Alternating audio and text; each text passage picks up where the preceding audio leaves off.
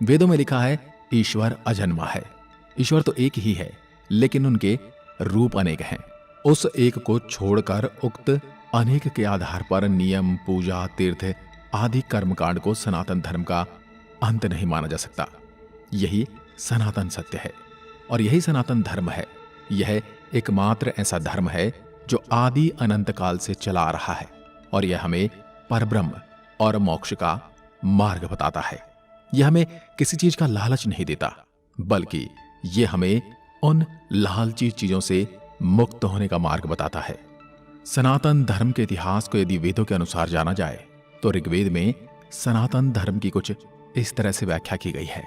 सत्यम शिवम सुंदरम, जिसका पूरा अर्थ है यह पथ सनातन है।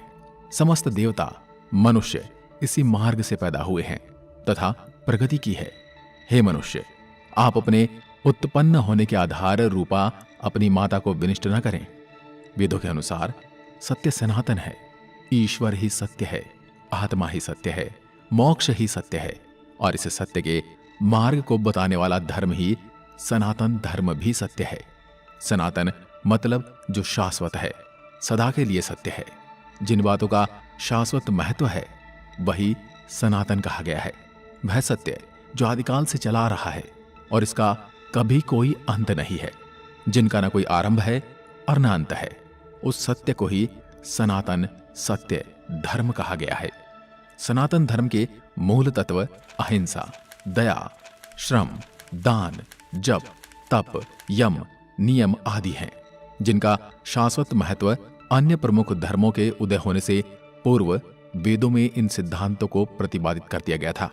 वैदिक या हिंदू धर्म को इसलिए सनातन धर्म कहा जाता है क्योंकि यह एकमात्र धर्म है जो ईश्वर, आत्मा और मोक्ष को तत्व और ध्यान से जानने का मार्ग बताता है।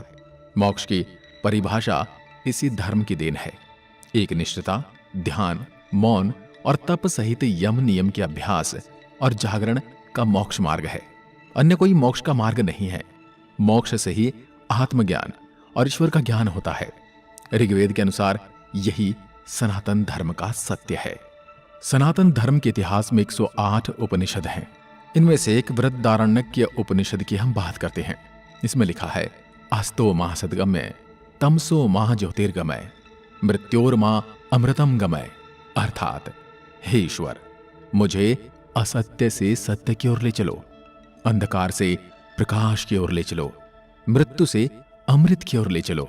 जो लोग उस परम तत्व पर ब्रह्म परमेश्वर को नहीं मानते हैं वे असत्य में गिरते हैं। असत्य से मृत्युकाल अनंत अंधकार में पड़ते हैं। उनके जीवन की गाथा भ्रम और भटकाव की ही गाथा सिद्ध होती है। वो कभी अमृत को प्राप्त नहीं करते हैं। मृत्यु आए इससे पहले ही सनातन धर्म के मार्ग पर आ जाने में ही भलाई है। अन्यथा अनंत योनियों में भटकने के बाद प्रलय काल के अंधकार में पड़े रहना पड़ता है। ऐसा हमारे बृहदारण्यक के उपनिषद में लिखा है। इन्हें 108 उपनिषदों में से एक उपनिषद है और जिसे ईश उपनिषद के नाम से भी जाना जाता है। इसमें लिखा है सत्य 2 धातु से मिलकर बना है, सत और तत्। सत का अर्थ है यह और तत् का अर्थ है वह, दोनों ही सत्य हैं। अहम ब्रह्मास्मि तत् वामसि, मतलब मैं ही ब्रह्म हूं और तुम ही ब्रह्म हो। ये संपूर्ण जगत ब्रह्ममय है। ब्रह्म पूर्ण है, यह जगत भी पूर्ण है। पूर्ण जगत की उत्पत्ति पूर्ण ब्रह्म से हुई है।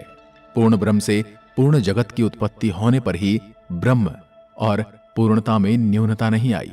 वह शेष रूप में भी पूर्ण ही रहता है और यही सनातन धर्म सत्य है। जो सत्य सदा सर्वदा निर्लिप्त, निरंजन, निर्विकार और सदैव स्वरूप में स्थित रहता है उसे सनातन शाश्वत सत्य कहते हैं। वेदों का ब्रह्म और गीता का स्थित प्रज्ञ ही शाश्वत सत्य है।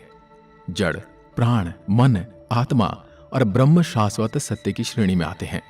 सृष्टि व ईश्वर अनादि, अनंत, सनातन और सर्वभूपी हैं। दोस्तों, आपको हमने बताया कि सनातन धर्म का अर्थ है शाश्वत या सत्य। जो सत्य है वही सनातन है और इसी को सनातन धर्म कहते हैं। तो अगर हम बात करें सनातन धर्म से जुड़े जड़ तत्व की तो वो ये है आकाश, वायु, जल, पृथ्वी और अग्नि, जिन्हें हम देख सकते हैं, जिन्हें हम आभास या महसूस कर सकते हैं और जिनको अभिभूत कर सकते हैं, तो यही शाश्वत सत्य की श्रेणी में भी आते हैं। यह अपना रूप बदल सकते हैं लेकिन समाप्त नहीं होते। प्राण की भी अपनी अवस्थाएं हैं।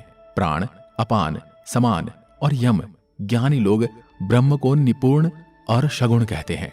उक्त सारे भेद तब तक विद्यमान रहते हैं जब तक कि आत्मा मोक्ष प्राप्त न कर ले। यही सनातन धर्म का सत्य है।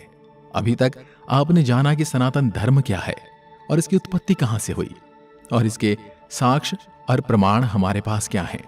लेकिन हम बात करते हैं हिंदुत्व, आर्यव्रत और वैदिक। इनके नाम क्यों और कैसे रखे गए, इनका इतिहास क्या है, या ये कहें कि इनका रहस्य क्या है। हम अगर बात करें हिंदुत्व धर्म की, तो ईरानी अर्थात पारसी देश के पारसियों की धर्म पुस्तक अवस्था में हिंदू और आर्य शब्द का उल्लेख मिलता है।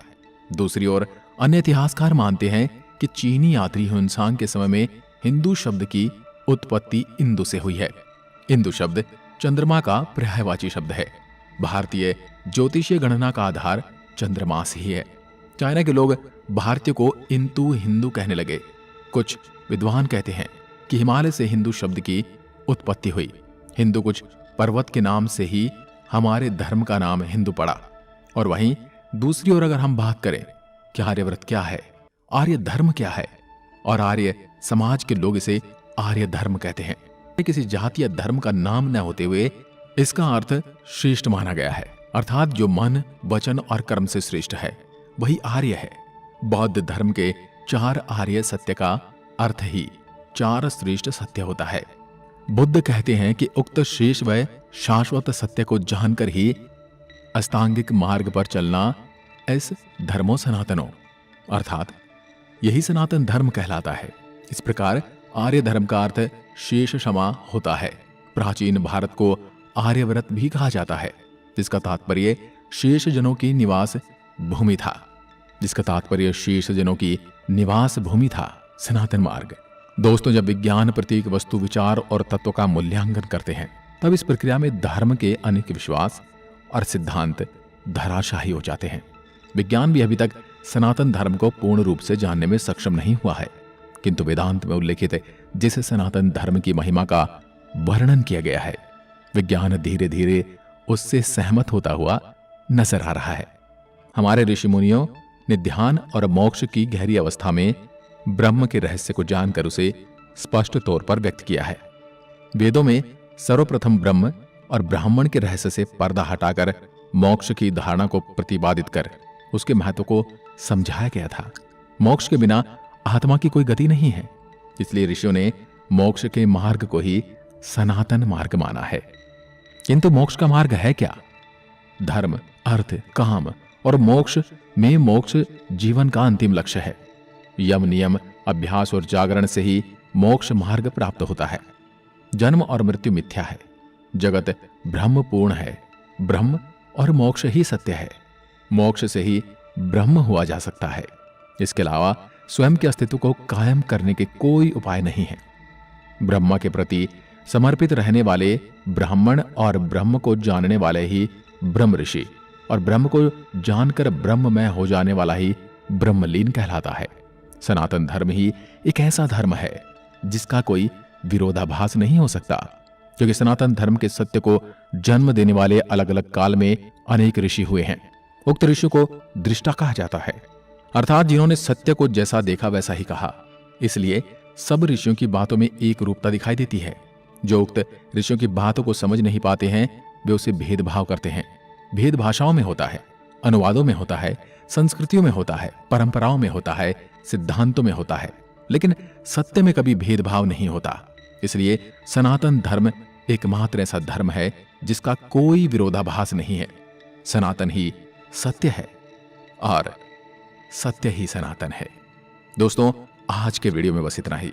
अगर वीडियो आपको ज्ञानवर्धक लगा हो तो कमेंट में लिखकर जरूर बताएं, और ऐसी वीडियो अगर आप देखना चाहते हैं तो चैनल को सब्सक्राइब करें और कमेंट में लिखकर बताएं, ताकि हम ऐसी ही ज्ञानवर्धक वीडियो आपके लिए लाते रहें। जय हिंद, जय भारत, जय सनातन।